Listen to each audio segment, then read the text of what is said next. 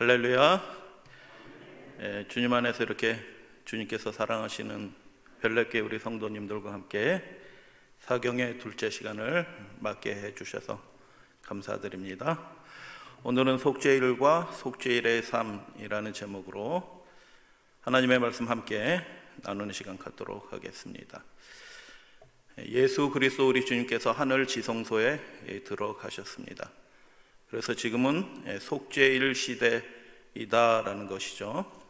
그러면 우리 속죄일 시대에 예수 그리스도를 소망하고 예수님과 함께 그 지성소에 들어간 우리 믿음의 가족들은 어떠한 삶을 살아가는가, 어떠한 모습인가 라는 것에 대해서 예수님께서 우리에게 주신 말씀 함께 살펴보도록 하겠습니다.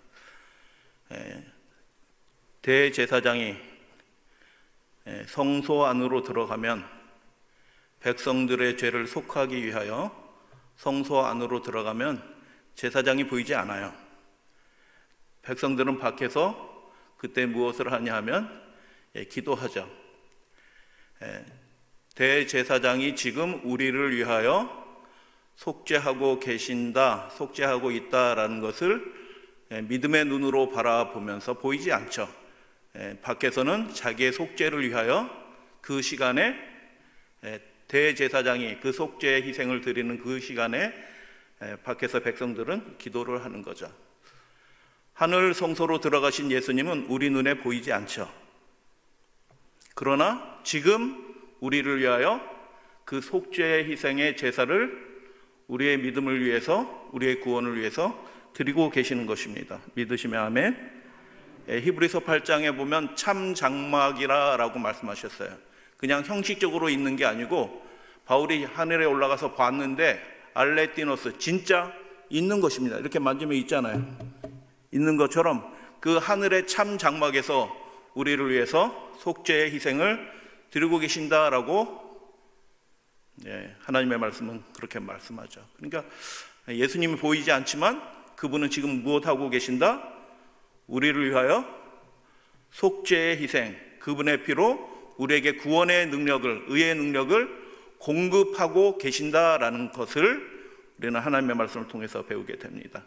제사장이 성전에 들어갔을 때 성전에 들어가지 못한 사람은 성전을 향하여, 성전 근처까지 온 사람은 그 성전을 향하여, 제사장이 들어간 그곳을 향하여, 성전 안에 들어간 사람들도 그 성전을 향하여 그 속죄의 희생을 드리는 그 순간에 기도하는 것입니다. 어떤 기도를 할까요? 속죄를 위해서 기도하는 것입니다. 그리고 대제사장이 평일 매일 드리는 제사 가운데서는 제사장이, 그 당번 제사장이 속죄의 희생을 마치고 오후 3시에요. 오전 9시에 상번제, 매일 드리는 제사에 오전 제사로 시작해서 오후 3시에 상번제, 매일 드리는 제사에 마지막 제사를 마치고 나오면서, 오후 3시에요. 마치고 나오면서 대제사장이 또는 제사장이 크게 백성들이 듣도록 소리를 칩니다. 뭐라고 소리치냐면 여러분들의 죄가 속하여졌습니다, 속죄되었습니다 라고 제사장이 그 모든 일들을 마치고 백성들에게 속죄를 선포하는 것입니다. 그러면 그 때를 준비하고 기다리고 있었던 레위인들과 찬양대들이 준비하고 있어요. 이렇게 준비하고 있다가 제사장이 크게 속죄가 이루어졌습니다 라고 선포하면 제금이라고 얘기하죠. 심벌제, 심벌제, 큰 심벌제를 가지고는 여러 사람들이 심벌제를 탁 치면서 요게 레위인 찬양대들은 할렐루야 하나님께 찬양을 하고 하나님이 우리의 죄를 속하신 그 은혜를 찬양하고 백성들도 함께 찬양하면서 그 속죄, 매일 드리는 속죄의 희생이 완성이 되는 것입니다. 그런데 우리는 누가복음에 보면은 사가랴가 속죄 희생을 드리러 나갔다가 천사를 만나고 불신의 말을 하는 바람에 벙어리가 되었잖아요. 그 벙어리가 된 그 제사장이 나와가지고 속죄가 이루어졌습니다 라고 선포해야 되는데 가장 중요한 일을 못하고 나와서 말을 못하니까 어떻게 해요? 형언하였더라 라고 얘기합니다. 다른 사람 다 기다리고 있는 거예요. 심벌지 칠 사람들, 나팔 불 사람들, 찬양할 사람들 다 기다리고 있는데 그 결정적인 일을 벙어리가 된 사가랴가 그것을 하지 못하고 형언하는 장면이 이렇게 나타납니다. 계시록 22장에 보면 예수님께서 지성소에서 나와서 의로운 자는 그대로 의를 행하고 불의한 자는 그대로 불의를 행하라 라고 선포하는 그 장면이 바로 속죄의 희생이 맞춰지는 그런 장면이죠. 엄숙한 장면이고 어떤 의미에서는 축복의 장면이다라는 것을 보게 됩니다. 매일 드리는 제사와 관련하여 속죄를 다루는 비유를 예수님께서 직접 말씀하셨습니다. 그 비유가 무엇이냐면 누가복음 18장의 바리새인과 세리의 비유입니다. 이 비유는 굉장히 중요한 비유인데 많은 분들이 이 예수님의 말씀을 잘 이해하지 못했어요. 그렇기 때문에 우리 성경도 그렇고 영어 성경도 그렇고 번역이 틀려요. 그 말씀의 의미를 알지 못하니까 자기 번역을 한 것입니다. 그러니까 우리는 성경 읽어도 그러나 보다 하고 읽고 가장 중요한 메시지를 그냥 넘어가는 것이죠. 함께 살펴보도록 하겠습니다. 두 사람이 기도하러 성전에 올라가니, 그냥 개인 기도하러 올라간 것이 아니라 오후 3시에, 내용상으로 오후 3시입니다. 오후 3시에 그 속죄 희생이 드려지는 그 시간에 맞춰서 아까 그림에서 본 것처럼 속죄의 기도를 드리기 위해서 성전에 올라갔다라고 이야기하는 것입니다. 하나는 바리새인이요 하나는 세리라. 한 사람은 굉장히 존경받는 사람이고 하나님을 잘 믿는 사람처럼 보였고, 한 사람은 구원의 가망성이 전혀 없는 사람처럼 보인 그 사람이 동일한 목적으로 속죄의 기도를 드리기 위하여 성전에 올라갔다라고 하면서 예수님의 이 이야기는 시작이 됩니다. 세리가 기도하는 장면에 대해서 살펴보도록 하겠습니다.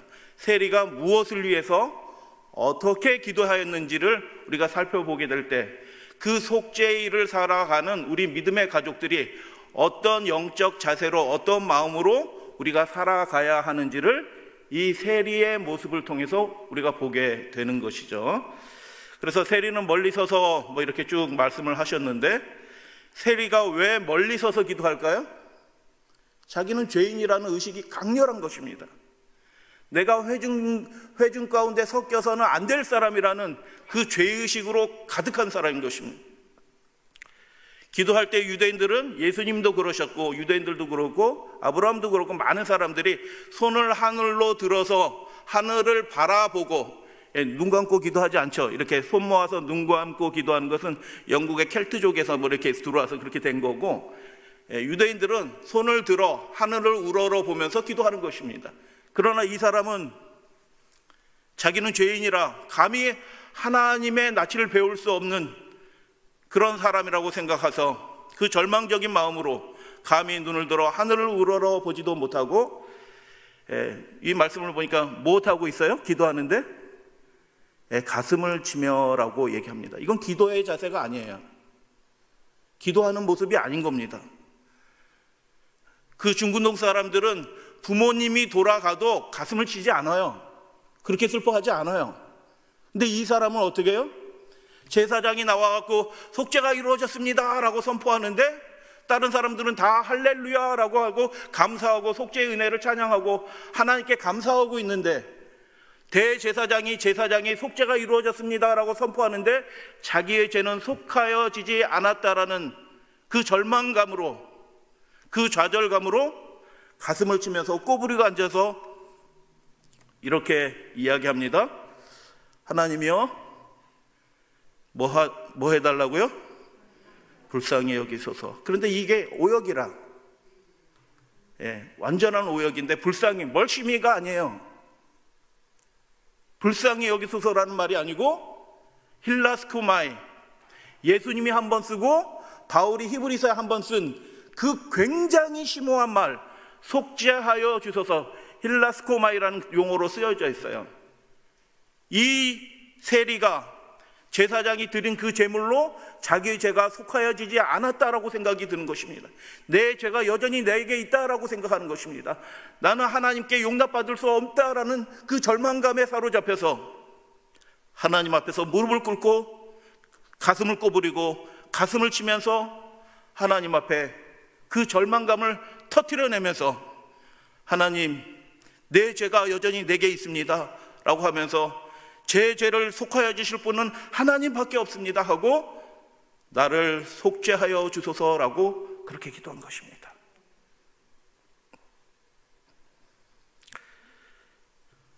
우리 히브리서 17장 2장 17절인데요.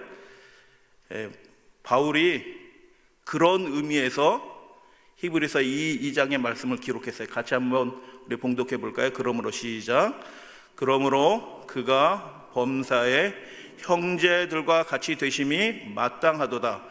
이는 하나님의 일에 자비하고 신실한 대제사장이 되어 백성의 죄를 속량하려 하심이라 라고 그렇게 말씀하는 겁니다. 힐라스코마이. 이 속량하라는 이 번역도 틀린 번역이에요. 속량하다라는 용어는 또 다른 용어가 있습니다. 두루뭉실하게 번역을 한 것입니다. 속죄하여 주소서라고, 그리고 그 일을 하시는 분이 누구이시다? 우리의 형제 대신 우리의 연약함을 잘 하시는, 우리의 염려와 우리의 걱정을 잘 하시는 분, 그 분이 우리를 위하여 하늘 지성소에서 우리를 위하여 속죄하고 계신다라고 바울은 기록한 것입니다. 그분은 자비하신 분이래요. 할렐루야, 아멘. 야, 이거 참 감사한 일이죠. 우리를 위하여, 우리를 대표하시는 분이 우리에게 자비하신 분이시래요. 그리고 신실하신 분이래요. 누구든지 구하는 자에게 그 속죄의 은혜가 그분의 의의 공로로 인해서 값없이 거저 주어진다라고 보장하는 말씀이에요. 할렐루야, 아멘. 너는 안 돼라고 배제되는 사람이 없다는 뜻이에요. 이렇게 세리처럼 완전한 죄인으로 간주되던, 구원의 가망성이 제로이던, 모든 사람들에게 부정한 사람이라 세리 근처에도 오지 않던 그런 죄인일지라도 하나님 앞에 나와서 자신의 죄를 고백하고 하나님의 그 은혜를 간구하면서 가슴을 치며 애통하면서 하나님께 그 은혜를 구하게 될 때 속죄가 이루어진다라고 예수님께서 말씀하시는 것입니다. 속죄라는 용어입니다. 그래서 하나님이여 나를 속죄하여 주소서라고 그렇게 기도한 것입니다. 그리고 그 다음에 뭐라고 얘기하냐면 나는 죄인으로서이다. 남들도 다 알아요. 당신이 죄인인지. 그런 뜻이 아니에요. 부정관사가 있고 정관사가 있고 뭐 이런 거 아시죠? 아예 뭐 신어하면은 저분도 죄인이고 장로님도 집사님도 뭐 목사님도 다 우리는 죄인이에요, 이런 뜻이잖아요. 근데 이 세리가 기도할 때는 저분도 죄인이고 다 죄인인데 나도 죄인이에요, 이런 의미가 아니고 하나님 앞에서 내가 죄인입니다라고 그 죄를 핑계하지 않고 있는 그대로 하나님 앞에서 자기를 시인하고 고백하는 말씀인 것이죠. 나는 죄인입니다. 제사장이 그 속죄의 은혜를 선포하고 여러분의 죄가 속죄되었습니다 라고 선포하고 재금이 심벌지가 울려지면서 나팔이 불려지면서 찬양대가 할렐루야 하면서 백성들이 환호하면서 기뻐하면서 성전을 내려가는 그 시간에 자기의 죄로 씨름하던 이 연약한 한 죄인의 모습에 하나님이 주목하시는 것입니다. 그러면 바리새인은 어떻게 기도했을까요? 많은 분들이 이 말씀을 그렇게 교만하게 기도하면 안 돼, 이렇게 생각하시는 분들이 종종 있어요. 이 내용은 그런 내용이 아니에요. 바리새인은 어떻게 기도합니까? 서서 따로 기도합니다. 왜 그러죠? 회중들하고 같이 모여서 기도하는데 그 부정, 혹시 죄를 성전에 나오는데 부정한 것을 만지고 부정한 일을 해가지고 부정한 채로 와가지고 같이 섞여 있으면 그 사람의 부정이 나에게 옮을까봐, 전달될까봐 멀찌감치 따로 떨어져 있는데 맨 앞에 와서 하나님께 손을 들고 이렇게 기도를 하는 것입니다. 나는 거룩한 사람이다 라고 얘기하는 거예요. 스스로 나는 의롭다 라고 생각하는 거예요. 그러니까 회중하고도 같이 따로 붙어 있지도 않아. 그리고 뭐라고 기도해요? 하나님이여 나는 다른 사람 곧 토색 불이 간음을 하는 자들과 같지 아니하고 이 세리와도 같지 아니함을 감사하나이다 라고 그렇게 기도하는 거예요.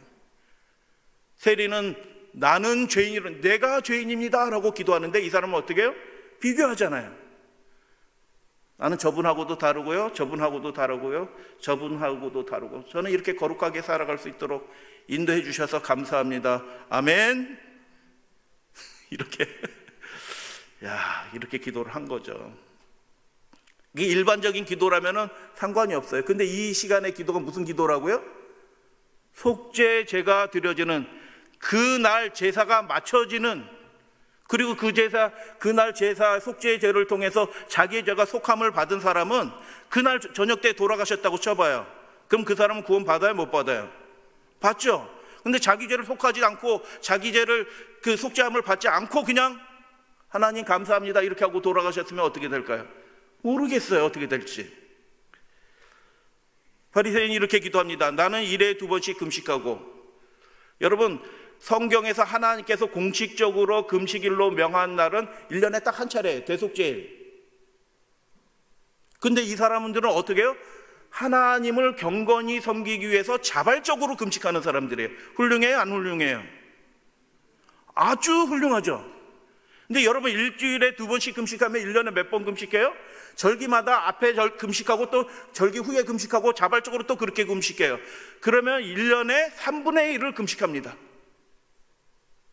생활비가 적게 들어가겠죠.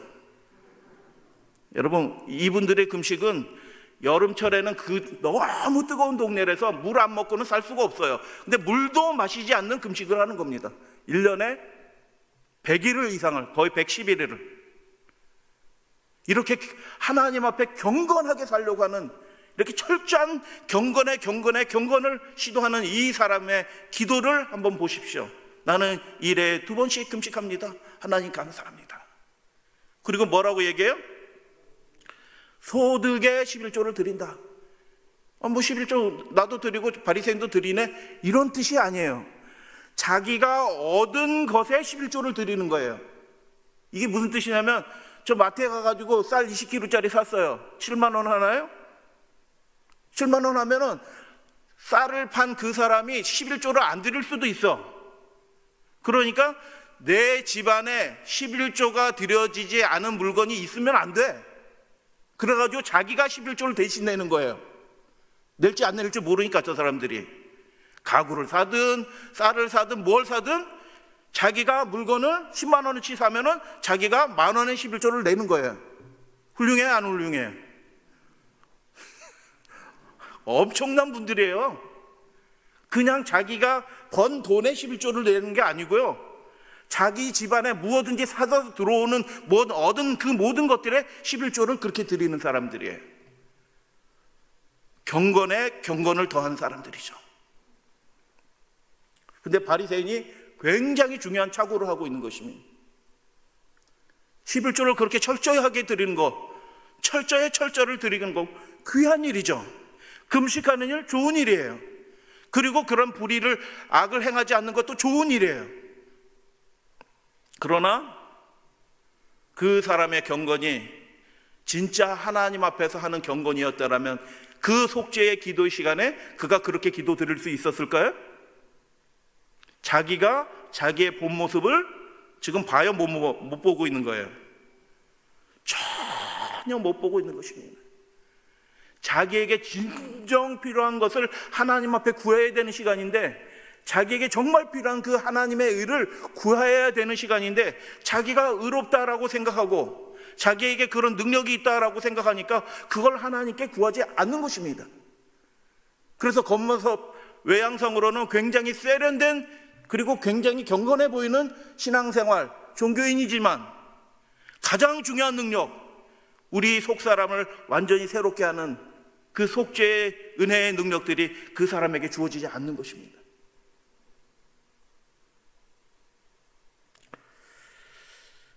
속죄제사가 마쳐준 후 그 두 사람이 그 기도를 드린 후 내려갑니다. 예수님이 이렇게 말씀하십니다. 내가 너희에게 이르노니 이 사람은 누구예요? 세리죠. 저보다 의롭다 하심을 받고 집에 내려갔느니라. 전혀 뜻밖의 결과가 생겨난 것입니다. 백성들의 존경을 받는 정말 경건한 사람은 의롭다 하심을 받지 못하고 내려갔고,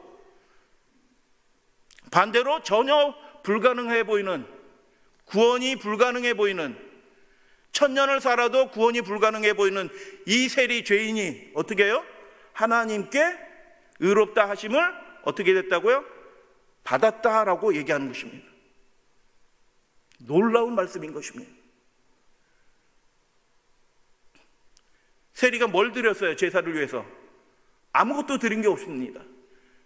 그 제사장의 안에 들어서 속죄 희생을 드릴 때 그 받으시는 하나님 앞에 자기도 믿음으로 합하여 그 하나님 앞에 나아가서 제가 죄인입니다, 나를 속죄해 주실 분은 이 짐승의 피가 나를 속죄해 주시는 것이 아니라 나를 속죄해 주실 분은 하나님밖에 없습니다 하고 그 제사장과 함께 믿음의 눈으로 같이 따라 들어가서 하나님 앞에 가슴을 치면서 기도한 것입니다.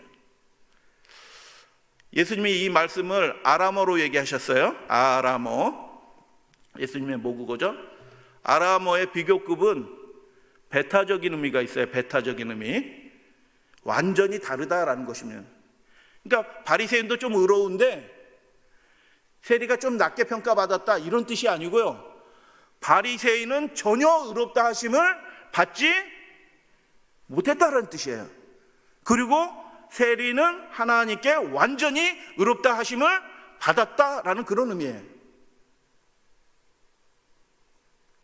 그래서 여러분, 우리의 믿음의 눈을 들어서 지금 예수님이 어디 계셔요? 하나님 앞에 계셔요. 우리의 속죄를 위해서 그분의 피로 탄원하고 계셔요. 우리의 죄 문제가 완전히 해결되도록 그분이 날마다 우리를 위해서 기도하고 계셔요.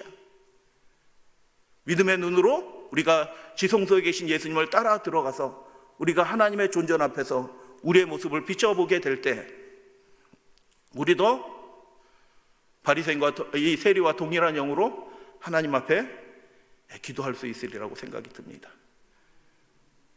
시편 141편에 굉장히 귀한 말씀이 기록이 되어 있죠. 같이 봉독합니다. 나의 기도가, 시작. 나의 기도가 주의 앞에 분향함과 같이 되며 나의 손드는 것이 저녁 제사와 같이 되게 하소서. 아멘. 손든다라는 게 아까 기도한다는 뜻이에요.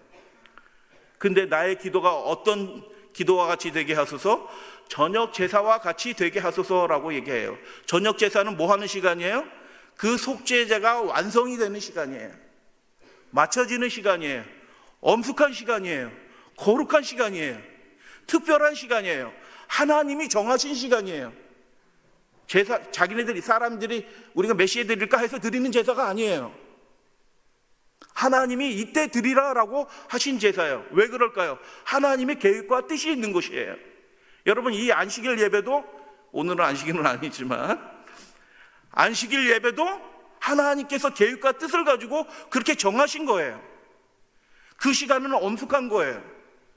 그래서 매일 오전 9시, 오후 3시에 이렇게 매일 드리는 제사를 드리는데 그 저녁 제사로 그 하루의 모든 제사가 완성이 되는 것입니다. 속죄제가 완성이 되는 것입니다. 근데 여러분, 믿음의 사람들은 우리 성경의 수많은 역사 가운데서 특별한 부흥의 역사가 일어나는 때가 있어요. 하나님께서 역사하시는 때가 있어요. 그 역사의 기록을 때 보면은 그들이 다 언제 기도할까요? 열왕기상 18장에 보면 엘리야가 기도합니다. 언제 제단을 쌓고 언제 기도해요? 이 백성들을 위해서 하나님의 영광이 드러나도록, 이 백성의 죄를 사하시도록 그 갈멜산에서 제단을 쌓고 기도하는 것입니다. 몇 시에? 오후 3시에 저녁 제사 드리는 그 시간에 기도하고 하나님께서 불로응답하시는 것입니다. 부흥의 역사가 일어나죠. 다니엘서 9장에 다니엘이 기도하면 사형에 처한다는 어인이 찍힌 것을 알고도 여러분, 그런 믿음을 가지시게 되길 바랍니다. 국가가 명령한다고 기도하고, 기도하는 걸 폐하고, 모이는 걸 폐하고 하는 것은 하나님께 가증한 죄입니다. 다니엘은 그 70년의 그 그 예언이 예레미야를 통해서 주어진 그 예언이 회복해야 할 때가 되었다라는 것을 서책을 연구하면서, 이분은 이렇게 연세가 이미 많기 때문에 그냥 믿음 안에서 잠들어도 돼요. 그런데 뭐 했다고요?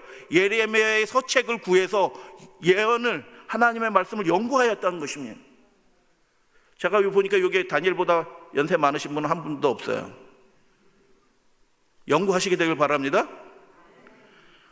연구하다 보니까 어떻게 해요? 지금 다시 하나님께서 이 백성을, 포로로 끌려갔던 백성을 다시 본토로 회복할 때가 다 된 것입니다. 내후년이에요, 내후년. 근데 백성들이 알아요, 몰라요? 아무도 몰라요. 돌아갈지도 모르고 언젠지도 모르고 돌아갈 생각도 안 하고 있어요. 자기만 알고 있어요. 백성들의 죄가 여전히 있어요. 그래서 다니엘이 목숨을 걸고 기도하는 겁니다. 그 다니엘서 9장의 내용이 뭐예요? 백성들의 죄를 위하여 속죄하는 기도였습니다. 그때 하나님께서 역사하시죠? 어떻게 역사하시나요? 다니엘이 사자굴에 들어가도록 하나님 허락하시는 것입니다. 그리고 기이한 방법으로 그 소문이 딱 나는 거죠. 야, 총리가 사자굴에 들어간대. 왜 사자굴에 들어간대? 아니, 기도하지 말라고 그랬는데 기도했대. 아이고, 그렇게 미련한 사람이 어디 있어? 지나가서 기도하면 되지. 아유, 사자굴에 들어갔대 갖고 지금 같으면 인터넷 뭐 유튜브에서 다 찍혔을 텐데, 그래도 그 당시에도 소문이 쫙 나요. 야, 다니엘이 들어간대. 뭐 때문에 들어간대? 아, 기도하더랬는데 뭘 위해서 기도했대? 이스라엘 백성이 뭐 돌아간다, 뭐 어쩌고저쩌고 그런 거 기도했대. 그러니까 백성들의 소문이 쫙 나는 거죠. 그리고 들어갔어요. 근데 다 아시죠, 이 얘기는. 어쩐 일이 벌어졌어요?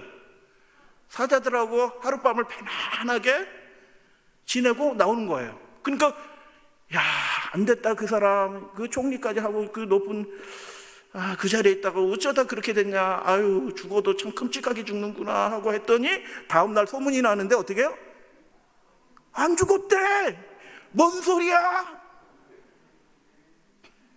그렇게 된 거죠. 그래서 백성들이 다니엘이 그 사람 카톡을 해서 알렸겠어요? 한순간에 그가 하나님 안에서 속죄의 희생의 그 시간에 맞춰서 기도드리게 될 때 하나님께서는 기이한 방법으로 역사하셔서 그 백성들에게 그 하나님의 역사하시는 하나님의 계획에 대한 소문이 다 알려지면서 돌아갈 준비를 하게 되는 것입니다. 할렐루야, 아멘. 에스라가 회복된 예루살렘으로 와서 백성들이 방자하게 행하는 것을 보고 어떻게 합니까? 에스라는 레위 지파죠. 옷을 찢고 죄를 뒤집어 쓰고 하나님 앞에 속죄 기도를 드리는 것입니다. 몇 시에? 읽어보시면 아시겠지만 오후 3시 그 시간에 기도를 드립니다. 마태복음 27장에는 놀라운 이야기가 있어요. 영문 밖에서 예수님께서 십자가에 달려 돌아가시는데 하나님이 어찌하여 나를 버리시나이까 하면서 그분이 우리의 죄를 위해서 마지막 힘을 다하여 피를 흘리시고 고난받으시고 그 밤새도록 그 신문을 받으셨기 때문에 말할 힘이 없는 그분이 피를 너무 많이 흘려가지고 시편 22편의 말씀대로 이 혀가 이틀에 떡떡 달라붙는 그런 순간에 온 힘을 다하여 하나님이 그 백성의 죄를 위하여 기도하시는 것입니다. 예수님이 내 영혼을 아버지께 의탁하나이다, 다 이뤘다라고 말씀하는 그 시간이 언제다? 제9시쯤에 소리질러 가라사대 하고, 마태가 알고 기록했는지 모르고 기록했는지 하여튼 시간을 기록해놨어요. 그 시간이 뭐 하는 시간이에요? 성전 안에서는 제사장이 유월절 제사에 그 속죄 희생의 그 마지막 제사, 오후 3시에 그 제사를 가지고 그 피를 가지고 성소 안에 들어간 그 시간에 실제 제물이 되신 예수 그리스도께서는 영문 밖에서 우리의 죄를 속죄하시기 위하여 그 고난 가운데서 마지막 기도를 드리고 계시던 그 순간이었던 것입니다. 그 거룩한 시간에 하나님의 전 앞에 나와서, 여러분, 하나님 앞에 나는 죄가 많아서 나는 교회 못 나가 이렇게 생각하시는 분 없기를 바랍니다. 세리도 올라왔잖아요. 이 세리도 여기에 계신 분들은 세리 비슷한 분도 몰라. 세리 비슷한 분도 없어요. 그렇게 사는 사람은 없어. 여기는 내 죄가 너무 많아서 하나님 앞에 나올 수 없다라는 사람은 아무도 없다라고 예수님이 그렇게 말씀하신 거예요. 누구나 그분의 은혜를 붙잡으면, 하나님의 속죄하심의 그 은혜를 붙잡으면 누구든지 다 속죄함의 그 은혜 가운데 우리가 들어갈 수 있다 라고 주님께서 누가복음 18장에 바리새인과 세리의 이 속죄의 이야기를 통하여 우리에게 말씀해 주시는 것입니다. 그래서 심령이 가난한 자는 복이 있는 겁니다. 자기가 자기를 잘 이렇게 실제의 모습을 하나님의 빛으로, 다른 분 보면은 그 사람이 그 사람처럼 보여요. 그렇지 않던가요? 저 집사님하고 나하고 비교해봐봐요. 그 사람이 그 사람처럼 보여요. 다 멀쩡해 보인다니까요. 그런데 하나님의 그 영광의 빛으로 우리를 비춰보면 화로다 나여 망하게 되었도다라는 탄식이 저절로 나온다고요. 지성소 앞에 계신 예수님을 따라 그 영광의 보좌 앞에서 우리가 나아가게 되면 우리의 무릎이 녹는다고요. 우리의 안일함이, 우리의 죄악들이, 그래서 심령이 가난해진 사람은 실로 진짜 복이 있는 것입니다. 바리새인은 이게 없었던 것입니다. 하나님의 은혜를 받기 위한 가장 결정적인 그것이 없었기 때문에 그 사람의 종교적인 행위는 매우 훌륭한 것이지만, 우리도 본받아야 되겠지만, 가장 결정적인 거, 하나님과 우리 사이의 관계가 진짜 밀접한 관계로 연결되는 데 있어서 가장 중요한 것, 그것이 뭐예요? 가난한 심령이 없었다는 것입니다. 그러나 성령께서 우리에게 은혜를 주셔야 모든 사람에게 다 은혜 주십니다. 그 마음의 그 충동을, 그 동기를 우리 가운데 불러일으켜 주십니다. 할렐루야, 아멘. 그런 마음으로 우리가 뭐 이렇게 얼마나 철저하게 우리가 깨닫지 못하고 자그만 거라도 깨닫기 시작하게 될 때, 하나님 앞에 우리가 탄식하면서 애통하면서 기도하게 될 때 하나님께서 그 기도를 멸시하지 아니하시고 반드시 들어주신다 라고 주님께서, 하나님의 아들이신 분께서 직접 말씀해 주신 것입니다. 할렐루야, 아멘. 그래서 하나님은 어떤 분이신가요? 야, 너 이렇게 살면 안 돼, 이렇게 말하시는 분인가요? 아니요, 우리의 연약함을 긍휼히 여기시고 동정하시는 하나님이신 것입니다. 정직하게 행하는 자에게 좋은 것을 아끼지 아니하시고 저를 경외하는 자에게 부족함이 없게 하시는 분이시기 때문이며, 마음이 상한 자를 가까이 하시고 중심으로 통회하는 자를 구원하시는 하나님이시다라고 하나님의 말씀은 그렇게 기록합니다. 마음이 상한 자를 하나님이 오히려 가까이 하신다. 중심으로 통회하는 자를 하나님이 긍휼히 여겨주셔서 그분의 의의 능력으로 그를 덮어주실 뿐만 아니라 그를 구원해 주신다.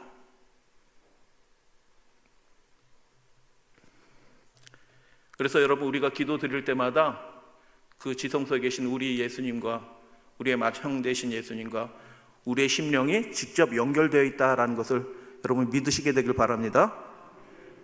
우리의 생각이, 우리의 마음이 그분께 즉시로 연락이 됩니다. 여러분, 요즘 우리나라 택배는 세계적인 수준이라서 뭐 그날 당일 배송되더라고요. 당일 배송. 그죠? 그런데 우리의 기도는 천사들이 금대접에 받아서 저 3층 하늘 보좌 앞으로 가는데 시간이 좀 많이 걸리겠네요. 그죠? 즉시로 알려집니다. 말씀드릴 거예요. 이제 여러분, 내일은 시간을 조금 더 드릴 겁니다. 그런데 내일 말씀이 이번 사경의 주제의 가장 중요한 부분이에요. 그러니까 내일 꼭 들으시고 그 내용들을 완전히 처음부터 끝까지 성경책 없이도 쭉 이렇게 암송할 수 있도록 준비하시게 되길 바랍니다. 우리의 마음에 그 뜻을 품으면 하나님께서 우리의 마음이 품은 그 뜻을 즉시로 아십니다. 할렐루야, 아멘. 그래서 즉시로 하나님의 은혜가, 그분의 의로운 능력이 공급이 된다라는 것이죠. 매일 예수 그리스도로부터, 그 지성소에 들어가신 예수님으로부터 은혜와 능력이 구하는 자에게 공급이 되고 있습니다. 다 같이 읽겠습니다. 여호와의 눈은, 시작. 여호와의 눈은 온 땅을 두루 감찰하사 전심으로 자기에게 향하는 자들을 위하여 자신이 강함을 보이심이니이다. 아멘. 우리 성경으로는 능력을 베푸시니이다라고 되어 있는데, 이게 원문은 하나님이 자신이 강하다는 것을 드러내신다라는 말이에요. 어떤 사람에게 하나님이 자신의 강함을 드러내신다요? 그분께 전심으로 향하는 자들에게 하나님이 그분의 능력을, 그분의 강하심을 그 사람을 위하여 드러내신다라고 주님께서 그렇게 말씀하시는 것입니다. 할렐루야, 아멘. 들을 이야기들이 많이 있어요. 사실은 이것을 실제로 지금도 경험하시는 분들이 있어요. 하나님이 강하신 분 맞으시나요? 하나님은 능력이 많으신 분이십니다. 사람들을 깜짝 놀라게 하시는 분이에요. 그 문제를 한순간에 해결하시는 분이십니다. 믿으시면 아멘? 여러분, 무슬림 전도 돼야 안 돼요? 저도 인천에 있을 때 무슬림들 전도하려고 걔네들 부부들 초청하고 식사도 하고 그렇게 했는데, 이야, 만만하지 않아요. 걔네들 보통 내기가 아니더라고요. 제가 그래도 걔네들 대접하느라고 그 할랄 식분 다 구해가지고, 니네 먹는 거랑 우리 먹는 거랑 똑같다. 그죠? 니네 먹는 거랑 내가 먹는 거랑 성경상 똑같다. 그래도 혹시 너희들이 걱정할까봐 할랄 식품 구해서 다 준비해서 이렇게 먹는데, 그리고 식사기도 너무 길게 하면 안 되잖아요. 그래서 제가 기도를 했죠. 기도했는데 그 중에 한 놈이 기도를 하는 거예요. 무슨 자기네나 말로 기도하는데, 제가 한 1분 기도했는데 그 놈은 한 10분 기도하더라고요. 그러니까 거기에 돼지고기 먹는 놈들도 있거든요. 한국에 와가지고 돈 버는데 재미 붙여가지고 분위기에 탁. 전도 잘 안 돼요. 보통 내기가 아니더라고요. 근데 말라위라고 무슬림 국가에, 말라위에서 한 교사가, 생물 교사가 무슬림이죠. 당연히 아버지도 무슬림, 자기도 무슬림인데, 하나님이 기이하신 섭리로 죽어가다가 예수님 만나고 병이 낫고, 너는 그리스도인이 되라라는 음성을 듣고 그리스도인이 됐어요. 여러분, 성경을 읽고 그리스도인이 되면은 어느 교단 소속의 그리스도인이 되는 게 맞을까요? 말할 것도 없죠. 제7일 안식일 예수 재림교인이 되는 게 맞죠. 그 순간부터, 자기가 기독교인이 된 그 순간부터 학교 생물교사에서 그만두고, 지금도 그래요. 공직에 못 나가요. 그만두고 그가 농사를 지면서 전도 활동을 해요. 동네 사람이 그 사람을 죽이려고 해요. 저는 이상한 놈이 생겼다, 우리 마을에. 죽이려고 해요. 제가 책에서 읽을 때 25번 살해 위협에 기름을 부어서 불을 지르고 독약을 타고 막 이런 일들을 하는 겁니다. 근데 지난번 대총회 때 이분 간증 영상이 대총회에서 올라왔어요. 그래가지고 보니까 이메일이 있어서 연락을 드렸죠. 그래서 내가 당신에 대해서 잘 알고 있다. 책도 읽어봤다. 내가 많은 감동을 받았다. 뭐 그래서 당신 어머니는 어떻게 인도함을 받았냐, 뭐 이렇게 몇 가지 물어보는데, 그 회신이 왔는데 책에서는 25번 살해를 받았다라고 되어 있는데, 그분이 다시 회신을 줬는데 내가 26번 죽임을 당할 뻔했다. 그 사이에 또 누군가 죽이려고 한 것입니다. 근데 그 사람이 죽어요? 안 죽어요? 독을 마셨는데도 죽지 않는 것입니다. 기이한 섭리가 일어나요. 무슬림 족장들이 들어오지 못하게 하는데, 그 사람들이 하나님이 역사하시니까 마을 사람들이 나와서 당신이 믿는 하나님을 우리에게 설명해 주시고 가르쳐 주시옵소서, 마을 사람들이 나와서 요청해서 들어가게 되는 것입니다. 마을 사람들이 도열해서 쫙 도열했어요. 왕을 영접하는 것처럼 도열해가지고 그 전도자가, 이 라판이라는 사람이 들어가서 박수를 막 받으면서, 무슬림 마을 전체가, 자세히 말씀드리지 못합니다. 그런 일들이 지금도 벌어지고 있습니다. 제7일 안식일 예수 재림교회, 이 교회를 세우신 분은 하나님이십니다. 할렐루야, 아멘. 이 교회를 세우신 분은 강하신 분이셔요. 전심으로 그분을 향하는 자들에게 은혜 베푸시기를 기뻐하시는 분이셔요. 연약한 자들을 도우시기에 하나님은 기뻐하시는 분이십니다. 마음이 상한 자를 가까이 하시는 분이시다. 그분의 은혜와 능력은 우리의 삶을 새롭게 하고 문제를 해결하는 데 충분하다라고 그렇게 말씀하시는 것입니다. 전심으로 자기를 향하는 자들을 위하여 지금도 하늘 지성소에서 능력의 비밀 대신 예수 그리스도, 우리 맏형 대신 우리 주님께서 구하는 자에게 그 즉시즉시로 날마다 하늘의 은혜와 능력들을 우리에게 공급해 주신다. 아무리 연약한 자일지라도 그 속죄함의 은혜를 누리게 하시고 그 심령이 하나님의 영으로 강해지고 죄를 이기는 하나님의 영광을 드러내는 그런 삶을 살 수 있도록 예수 그리스도 그분의 보좌, 하나님의 보좌 앞으로부터 예수님을 통하여 우리에게 그 은혜가 즉시즉시로 주어지고 있다. 다 같이 히브리서 11장 이 말씀 다 아시죠? 봉독합니다. 시작. 믿음의 주여 우리를 온전케 하는 예수 그리스도를 바라보자. 영어 성경 픽스온 이렇게 되어 있어요. 우리 눈을 어떻게 해요? 고정시켜라. 다른 데 쳐다보지 말고 우리의 눈을 어디로 고정시켜라? 예수님께서 우리를 위해서 탄원하시고 우리에게 능력 공급해 주시기 위해서 이미 준비되어 있는 그분께 우리의 시선을 그분께 고정시키자 라고 바울은 그렇게 얘기하는 것입니다. 어제 말씀드렸듯이 히브리서는 5단락의 5뭉치의 경고의 말씀이 있어요. 뒤로 물러가면 다시 속죄하는 제사가 없다. 하나님은 소멸하는 불이다. 뒤로 물러가서는 안 된다. 모이기를 힘쓰자. 그렇게 요청하는 겁니다. 여러분, 어려운 시기가 옵니다. 오고 있습니다. 기가 막히는 일들이 더 생길 것입니다. 뒤로 물러가지 마시게 되길 바랍니다. 우리를 도우시는 분이 계십니다. 우리를 온전케 하시는 분이 계십니다. 우리의 시선을 그분께 고정시키라 라고 바울은 얘기하는 것입니다. 그러면 해결이 다 되는 것입니다. 예수 그리스도를 바라본 것입니다. 이 세례는요. 그 예수 그리스도, 그분은 무엇이라고 히브리서가 얘기합니까? 그분은 우리의 의를 위한 대제사장이다 라고 그렇게 얘기하는 것이에요. 우리 스스로 안 되는 그 일을 해낼 수 있도록 그분께서 친히 도와주신다 라고 얘기하는 것이죠. 그분이 매일 그 일들을 순간순간마다 그 일들을 우리가 잘 해낼 수 있도록 그 기도를, 그 제사를, 아론의 직분은 갈리잖아요. 그죠? 아론의 직분은 갈린다라고 얘기하지만 그분은 졸리지도 않고 주무시지도 않는 그 제사장이 우리를 위해서 그렇게 시시때때로 그 의의 능력을 공급해 주고 계신다. 매일 드리는 제사는 그래서 그리스도를, 누구를? 무엇을 구한다고요? 그리스도를 구하는 자들에게 매일 순간순간마다 그분의 의의 능력을 그분께서 제공해 주신다는 표상인 것입니다. 속죄와 하나님의 의에 대해서 잠깐 말씀드리려고 합니다. 속죄와 가장 밀접히 관련되는 것이 하나님의 의잖아요. 의롭다 하심을 받고 내려갔느니라라고 예수님이 그렇게 말씀하시죠. 일라스코마이, 나를 위하여 속죄하여 주소서라고 얘기하고 예수님이 의롭다 하심을 받고 내려갔다라고 얘기합니다. 그래서 속죄와 하나님의 의는 아주 직접 연결이 되어 있죠.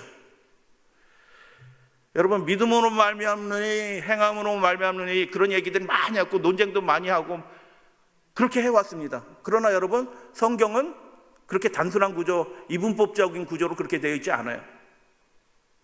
그렇게 모호하게 되어 있지 않아요.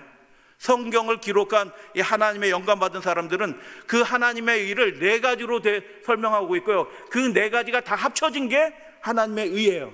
여러분 잘 기억하셔야 돼요. 믿음으로 말하면 이가 옳다, 행함으로 말하면 이가 옳다, 이런 거, 그런 구분으로 되어 있지 않아요. 성경은. 첫 번째, 하나님이 구원하시는 행동으로서 그것이 우리에게 의가 되는 것입니다. 좋은 일에 나쁜 일에 우리가 공경이 있는데 그분이 우리의 공경에 참여해서 그 공경에서 우리를 건져내셨어요. 그게 하나님의 의인 것입니다. 죄 가운데서 우리를 건져내셨어요. 그게 하나님의 의예요. 애굽에서 우리를 건져내셨어요. 그게 하나님의 의인 것입니다. 배고픔에서 건져내 주셨어요. 그것도 하나님의 의인 것입니다. 두 번째는 의롭다 선포하시는 것으로서 하나님의 의예요. 그분이 대권을 가지신 분이에요. 마귀가 찝적대지 못해요. 의롭다함을 받았다라고 선언하면 그걸로 끝인 것입니다. 할렐루야, 아멘. 그런데 그 뒤에 세 번째가, 이게 굉장히 중요한 것이라, 그렇게 하나님의 은혜를 경험하고 하나님께서 나를 값없이 의롭다 하신다는 그 선포하시는 또는 구원하시는 행동을 경험한 사람들은 어떻게 되냐면, 반드시, 여러분 이슬람 사람들이 왜 지금 쌍둥이 빌딩 공격하고 그렇게 하는 줄 아십니까? 그 사람들은 뭐든지 받으면 반드시 갚아줘. 그 사람들은 지금도 바뀌지 않아요. 3,000년, 4,000년 전에 그 모습이 그대로 가지고 있어요. 받으면 그대로 갚아줘. 은혜 받았어요? 어떻게 해요? 반드시, 유대인도 그렇고 예수님의 그 문화권도 마찬가지예요.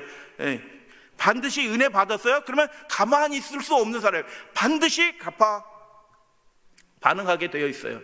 그래서 여러분, 우리가 그 반응의 정도는 다를 수 있어요. 그러나 하나님의 은혜 받았다, 구원의 은혜를 받았다, 하나님의 의롭다 하심을 선포받은 그 하나님의 백성이 하나님 안에서 반응하지 않는다? 이것은 은혜 받은 사람이 아닌 것입니다. 예수님을 만나셔야 돼요. 자기가 얼마나 절망적인지 깨달으셔야 돼요. 넘어지셔야 돼요. 그래서 반응하게 된다. 반응하게 될 뿐만 아니라 그 하나님과의 의로운 상태가 지속된다라는 것입니다. 하나님은 강하신 분이셔요. 왔다 갔다 하게 하시는 분이 아니시라. 그 하나님과의 관계 속에서 누리는 의가 있다라는 것입니다. 누리는 의. 그래서 이 모든 것들이 다 합쳐져서 반응과 그 의로운 상태가 지속되는 그 상태가 다 합쳐진 것이, 그게 하나님의 의인 것입니다. 바리새인은 이걸 못 받은 것입니다. 자기 힘으로 하려는 한계가 있어요. 안 되는 것입니다. 그러나 이 하나님의 의를 경험한 이 죄인 세리는 어떻게 하냐면 하나님 안에서 반응하게 되고 하나님과의 온전한 관계가 회복이 되고 그 의의 능력 속에서 살아가는 전혀 다른 새로운 사람이 되는 것입니다. 속죄받은 사람에게 일어나는 놀라운 변화의 얘기를 두 사람의 이야기를 들려주고 오늘 말씀 마칩니다. 하나님께 나아가는 자는 반드시 그분이 계신 것과, 하나님 계십니다, 그걸 믿으셔야 되는 겁니다. 그리고 자기를 그렇게 전심으로 향하는 자들에게 그분의 강하심을 드러내시는 분이심을 여러분 믿으셔야 되는 것입니다. 부모는 군대까지 못 따라가요. 아무리 자녀를 사랑해도 수험장 안까지 따라갈 수가 없어요. 면접장까지 따라가지 못해요. 그러나 하나님은 그곳에 계시는 것입니다. 무한한 호의를 가지고 계신 분이 계십니다. 이 세례를 향해서도 그분의 은혜를 베푸실 준비가 되어 있는 하나님이 계시는 것입니다. 그것을 뭐라고 얘기하냐면 은혜라고 얘기합니다. 은혜는 받는 겁니다. 받으시게 되기를 바랍니다. 감사하죠. 은혜를 산다고 생각하면 대가가 많이 들어갈 거예요. 은혜는 받는 거예요. 하나님에게서 받는 것입니다. 근데 은혜는 어떤 거라고요? 은혜는 강력한 것입니다. 왜요? 하나님에게서 받는 것이기 때문에 강력한 것입니다. 그래서 은혜가 우리의 삶에 임하게 될 때, 그분의 구원의 의가 임하게 될 때 우리의 삶에 반드시 무엇이 일어난다요? 반응이 일어난다는 것입니다. 변화가 일어난다. 그 한 예가 여리고의 사건입니다. 누가복음 18장 19장에 이렇게 나오는데요, 6월절 8일 전이에요. 6월절 희생으로 예수님이 돌아가시기 8일 전입니다. 그 예수님 마음이 어때요? 사단과의 그 결정적인 싸움을 앞두고 있는 것이, 예수님의 마음이 비장해요. 여러분, 다음 주에 여러분이 돌아가십니다 라고 하면 여러분 어떻게 사실래요? 비장한 거죠. 하루하루가, 그 순간순간이. 이제 결정적인 싸움을 승리하셔야 되는 그 마지막 싸움을 남기고 있어요. 예수님 비장하셔요. 그래갖고 여리고로 예수님 행렬 전에 온 사람이 뒤에 예수님 오신다, 예수님과 제자들 오신다 하니까 여리고 사람들이 마중 나가서 예수님을 영접합니다. 10km 밖까지 나갑니다. 보통 그래요. 지금도 중요한 분 오면은 지금도 그 동네 사람들은 10km 밖까지 나가서 마중에 드려요. 영접하는 것입니다. 우리 여리고에 묵었다 쉬셨다 가시면서 말씀도 가르쳐 주시고 그렇게 해 주시옵소서, 다 준비되었습니다 라고 얘기하는데 예수님이 어떻게 해요? 비장하시기 때문에, 그 일에 온통 마음에 가 계시기 때문에 그냥 지나가십니다. 근데 그 가운데서 만나는 한 사람이 있는데 여리고 소경이에요. 여리고의 시장을 만나신 게 아니고 여리고의 거지를 만나 주신 것입니다. 할렐루야 아멘. 예수님은 그러신 분입니다. 시장 만나 주시는 분이 아니고 여리고의 제일 비참한 사람, 그 거지를 만나 주시는 분이셔요. 새롭게 함을 받은 사람에게 선명한 특징이 있다. 군중들이 얘기하죠. 사람들이 발자국 막 뜨니까 소경이 소리가 막, 이게 무슨 소리냐, 누가 지나가시냐, 무슨 일이냐 하니까 여리고 사람들이 뭐라고 얘기해요? 나사렛 예수가 지나가신다라고 얘기하니까 소경이 뭐라고 얘기해요? 다윗의 자손 예수여 하고 소리를 크게 지릅니다. 다르죠? 나사렛 예수라는 말과 다윗의 자손 예수여라는 말은 완전히 차원이 다른 말이에요. 신약성경 몇 사람만 이렇게 부릅니다. 메시아이시군요, 메시아 예수요 라고 그렇게 외치는 겁니다. 예수님이 듣고 깜짝 놀랐죠. 근데 들은 척 하셔요? 안 하십니다. 그냥 지나가셔요. 그 사람들이 뭐라고 얘기해요? 조용히 해 이놈아. 이 잠잠하라는 얘기는 좀 나쁜 말인데요, 실제로 이런 뜻입니다. 입 닥치고 있어 이놈아, 이런 뜻입니다. 네가 낄 자리가 아니야 이놈아, 지금 우리 모시고 가는데. 그렇게 얘기하는데 소경이 찌그러들어 있었네. 그죠? 야단 맞고. 여러분, 믿음은 다른 사람이 뭐라고 이렇게 한다고 찌그러들으면 그건 믿음 아니에요.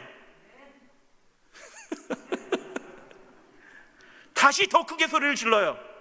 다윗의 자손이여 라고 외치죠. 예수님 멈추십니다. 그리고 어떻게 해요? 그 여리고 시장님 오십시오 이렇게 얘기하는데요, 그 거지 불러와라 이렇게 얘기하는 겁니다. 그리고 물어보시죠. 내게 무엇을 하여 주기를 원하느냐 라고 물어보죠. 소경한테 뭘, 이거 당연한 질문 아니야? 이렇게 생각하실런지 모르겠어요? 아니에요. 지금 유월절이기 때문에 대목이에요. 대목. 유대인들은 유월절 때 제21조를 그때 다 써버려요. 가난한 사람들을 위해서. 그냥 펑펑 쓰면서 나눠주는 겁니다. 가난한 사람들에게. 그러니까 이땐 대목이라. 무엇을 해주기를 원합니까? 합니까? 이렇게 물어보니까 아이고 제가 식구들은 많은데 제가 소경이고 제가 아무것도 못하고 이렇게 배고프고 쫄쫄 굶어있고 우리 집이 이렇게 힘들어요. 큰 자비를 베풀어 주소서 하면은 주변에 사람들도 많이 있어요. 예수님과 함께. 그러니까 어떻게 해요? 체면상으로도 1,000원짜리 끊어줄 거 얼마짜리 끊어줘요? 5만 원짜리 끊어주게 되죠. 그러니까 그렇게 돼야 될 상황인데 이 소경이 뭐라고 얘기해요? 주여 보기를 원하나이다. 아니, 소경이 보기 원하는 거 당연하지. 아니요. 세상 걸 구할 수 있는 대부분의 소경들은 자비를 베풀어 주소서 이렇게 얘기한다고요. 근데 이 누가복음의 이 이야기를 마태복음에도 나오고 마가복음에도 나오죠. 그 헬라어로 기록된 이 신약 성경을 다시 그 모국어, 예수님의 모국어 아람어로 다시 역번역한, 그리고 4권을 한 권으로 묶어서 만든 성경책, 그 당시 예수님 사후에 그 초기 그리스도인들이 다시 만든 책이 있어요. 아라빅 디아테사론이라고 하는 게 있어요. 통관복음이라고 얘기하는 게 있습니다. 거기에 보면 뭐라고 되냐면 이 사람의 그들의 눈은 이렇게 읽히는 것입니다. 우리 성경에는 주여 보기를 원하나이다 이렇게 돼 있는데 그 성경에 보면 주여 주를 보기를 원하나이다 라고 그렇게 얘기하는 것입니다. 예수님을 구한 것입니다. 그리고 예수님이 뭐라고 얘기해요? 그러니까 믿음이죠. 세상 거 정말 대목할 때 딱 하나 구해야 되는데 아이고 우리 지금 배가 고프고 우리 지금 아픈 사람도 있고 큰 도움을 구합니다 이렇게 될 순간에 어떻게 해요? 다른 거 다 포기하고 주님 본다고 뭐가 나와요? 저 주님 보고 싶습니다 라고 얘기하니까 예수님이 내 믿음이 너를 구하였다라고 얘기합니다. 새롭게 함을 받는 사람들에게 선명한 특징이 있습니다. 이 사람의 얘기는 이런 뜻이에요. 내가 거린이고 인생은 남루하여도 앞으로 먹고 사는 일이 힘들어질지라도 하나님이 예언하셨던 바로 그분이 오셨다는데, 그분이 천국을 선포하시고 병자를 고치셨는데 주여 나도 하나님의 아들인 당신을 보고 싶습니다. 내가 보고 싶은 것은 여리고의 종려나무나 아름다운 풍경이 아니라 다윗의 자손 바로 당신을 제가 보고 싶습니다. 전심으로 하나님을 바라본 것입니다. 이 소경은 돈을 구하지 않고 세상 것 구하는 대신 예수님 그분을 구하시는 것입니다. 그렇게 구하는 자, 탄원하는 자는 우리 주님께서 결코 물리치지 않으실 것이다. 두 번째는 여리고 세리장입니다. 세리장을 만나 주시는데, 이 세리장 사건을 통해서 우리가 발견하는 것은 무엇이냐? 새롭게 함을 받은 사람에게 반드시 무엇이 있다? 아주 선명한 반응이 일어난다는 것입니다. 구원받은 사람, 하나님의 의를 누리는 사람은 그 반응이 일어난다. 설명을 자세히 안 드리고, 그래서 예수님이 소경을 고치시고 이제 여리고를 통과해서 들어가 나가시더라. 이게 무슨 뜻이에요? 패스스루예요. 통과해서 한 50km 됩니다. 빨리 올라가셔야지 그 나사로의 집에까지 가는 거예요. 그렇기 때문에 예수님의 심령이 바빠요. 그냥 통과해서 싹 지나가시는데, 여러분, 무화과나무, 돌무화과나무, 애뽕나무가 아니고 돌무화과나무는 성 안에 심지 않아요. 자기 집 앞에 나와가지고 예수님 이렇게 내다본 게 아니라, 예수님이 그 바디메오를 고치셨다는 소문이 들리고 어떻게 해요? 아, 그래요? 예수님이 지나가시나 보다고 예수님 얼굴이라도 한번 보자 하고 달려나간 것입니다. 키가 작으면 다리도 짧아요, 안 짧아요? 다리가 짧은 사람이 빨리 뛰어서 성 밖에 심었어요. 그 돌무화과 나무는 성 밖에 있는 뽕나무를 향해서 막 달려가요. 여러분, 유대인들은 절대로 나무에 올라가지 않습니다. 경거망동입니다. 근데 예수님 보기 위해서 세리장이라고 하는 고위관리가 예수님 얼굴 한번 보려고 그 나무에 올라가는 그런 일을 하는 겁니다. 달려가서 그 짧은 다리로 막 달려가지고 뽕나무에 올라가서 이렇게 무성한 나무에, 뽕나무 아니에요, 돌무화과 나무, 이렇게 해서 다 이렇게 쳐다보는데 예수님이 어떻게 해요? 딱 보신 거죠. 아시는 거죠. 여러분, 전심으로 하나님의 얼굴을 향하는 자들은 하나님이 아십니다. 만나 주십니다. 그 사람이 죄인이라도 만나 주십니다. 여리고 사람은 대실망한 거예요. 아, 그렇게 머물라고 하셨는데, 사우나도 준비됐고 뭐 만찬도 준비됐고 다 준비됐다. 여리고는 사우나가 있습니다. 이렇게 다 준비됐습니다. 제자들을 위한 자리도 다 준비되었습니다 했는데도 예수님이 그냥 통과해서 그 언덕길로 올라가시다가, 성 밖에 올라가시다가 삭개오를 만나고 어떻게 해요? 삭개오야, 속히 내려오너라. 내가 오늘 어떻게 내 집에 유하야겠다 하고 터닝백 해가지고 제자들 데리고 다시 여리고로 들어가서 그 세리 장군의 집으로 다시 터닝백에서 들어가는 것입니다. 놀라운 얘기입니다. 그때 19장 7절에 보면 무사람이 보고 뭐 한다고요? 수군거립니다. 이 수군거린다는 얘기가 무슨 뜻이에요? 저가 죄인의 집에 유하러 들어가. 성경에는 욕이 없다? 있다. 성경에 욕이 있습니다. 이 저가라는 건 저놈이라는 뜻이에요. 저놈이, 랍비라는 놈이 잘 데가 없어서 죄인의 집에 들어가. 우리가 그렇게 머물렀다 하라니까 그냥 들은 척 하고 가더니 기껏 들어간다는 데가 어떻게? 죄인의 집에 들어간다? 저놈이? 저게 무슨 랍비야? 뭐 이렇게 얘기하는, 수군거리는, 욕하는 것입니다. 근데 그 소리를 누가 들어요? 함께 따라 들어가는 삭개오가 듣는 겁니다. 그럼 무슨 생각이 들겠어요? 나 같은 사람을 위해서 왜 이렇게 좋으신 분이 욕을 대신 당하나? 내가 그런 은혜 받을 자격이 전혀 없는 사람인데 왜 나 같은 사람을 위해서 예수님이 이 욕을 당하시지? 라는 생각이 막 드는 겁니다. 그리고 잔치 벌이잖아요. 잔치에 호스트잖아요. 잔치에 호스트에서 예수님 우리 집에 와서 영광입니다. 맛있는 거 많이 드시고 니네 종들 준비되었으니까 부족한 것을 말씀하시면 잘 대접하겠습니다. 이렇게 얘기해요. 그 은혜로 마음이 뜨끈뜨끈해진 것입니다. 그리고 뭐라고 얘기해요? 잔치장으로서 하는 말이 아니에요. 이 말은 하나님 앞에 서원하고 고백하는 일들이 있게 되는 것입니다. 주여 보시옵소서, 내 소유의 절반을 가난한 자들에게 주겠사오며 만일 누구의 것을 빼앗은 일이 있으면 내 갑절을 갚겠습니다라고 얘기해. 이건 잔치장이 하는 말이 아니에요. 맛있는 거 드세요라 감사합니다라는 얘기가 아니에요. 반응하게 되는 거죠. 구원이 이 집에 이르렀다, 찾아왔다라고 예수님이 말하고 이 사람도 아브라함의 자손이다라고 말씀하시는 것입니다. 바울이 그래서 은혜는 강력하다라고 말하는 것입니다. 죄보다 세다. 그 은혜가 우리 심령에 왕노릇한다. 누구든지 그 은혜가 왕노릇하게 될 때 그 사람이 영생에 들어갈 수 있도록 그 은혜가 역사한다라고 그렇게 말하는 것입니다. 무한한 호의를 가지신 분이 통치할 때 일어나는 일이 뭐예요? 그 의에, 그 구원의 행위에 하나님의 그 선포하시는 그 행위에 그 사람이 반응하게 되고 그 하나님과의 관계가 유지되고 누리게 되는 그 의를 누리게 된다라고 말씀하는 것입니다. 하나님이여 나를 속죄하여 주소서 나는 죄인으로서이다 라고 세리는 기도했고, 그것들을 받으시고 예수님께서 이 사람이 저보다 의롭다 하심을 받고 내려갔느니라 라고 말씀합니다. 다 같이 읽겠습니다. 내가 시작.